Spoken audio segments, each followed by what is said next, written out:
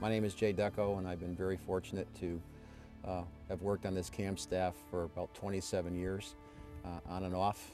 Presently I'm the aquatics director here, but I've been the camp director and program director and waterfront instructor for many, many years. Edmund D. Strang Scout Reservation is going to celebrate its 50th anniversary in the year 2011. And a long time ago, a gentleman by the name of Ed Strang and another gentleman, volunteer scouter by the name of Oscar Johnson, decided in the 1950s that little old Housatonic Council should have its own Boy Scout camp.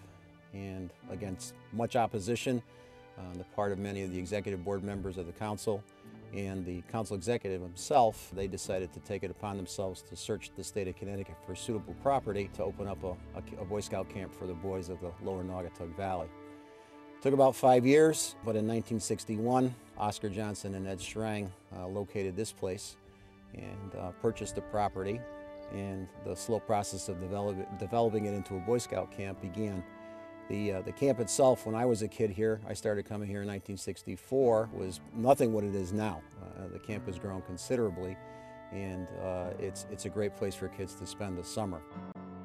The camp is named after Ed Strang. They changed it. They dedicated the camp to Ed in 1990. Its original name was Housatonic Scout Reservation, but the board in 1990 decided to dedicate the camp to Ed because of his years and years and years in the Boy Scout organization. Ed was born coincidentally in 1910, which is the year Scouting came to the United States, and served in Scouting as a volunteer his entire life until he died in 1995.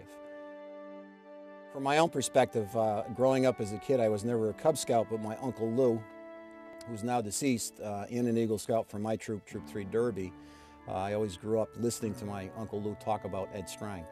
And I always envisioned Ed Strang as this like 6'6", blonde-haired, blue-eyed, Nordic type, Viking figure, because according to my Uncle Lou, Ed could do no wrong, and he was the greatest thing that ever walked the earth. When I was about 12 years old, I was invited to a Boy Scout patrol meeting, and not knowing it was a Boy Scout meeting, and a good friend of mine who I work with at Shelton High School, Gary Scarpa, invited me to come to the troop meeting.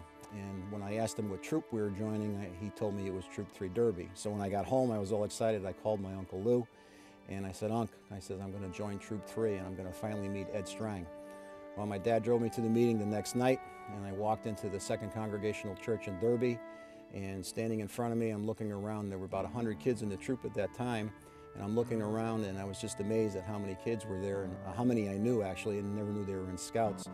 And all of a sudden, I got tapped on the shoulder, and I turned around, and there standing in front of me was this short, fat, pudgy, balding guy with a pencil-thin mustache and a balding head.